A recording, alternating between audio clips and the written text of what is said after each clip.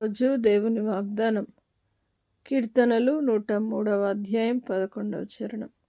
భూమి కంటే ఆకాశము ఎంత ఉన్నతముగా ఉన్నదో ఆయన యందు భయభక్తులు గల వారి ఎడల ఆయన కృప అంత అధికముగా ఉన్నది. నా ప్రియ సహోదరి సహోదరులారా, దేవుడు ఈ భూమి ఆకాశములు సృజించిన దేవుడు ఈరోజు మీతో వాగ్దానం చేస్తున్న విషయం ఏంటంటే, భూమి కంటే ఆకాశము ఎంత ఉన్నతముగా ఉన్నదో ఆయన యందు భయభక్తులు గల వారి ఎడల ఆయన కృప అంత అధికముగా ఉన్నది.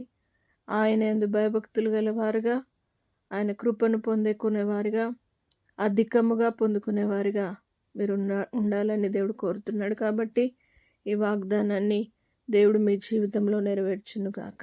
ప్రార్థన. పరిశుద్ధుడా, నమ్మదగిన దేవా, ప్రతి ఒక్కరిని తండ్రి నీ యందు భయభక్తులు గల వారిని ఆశీర్వదిస్తానన్నావు.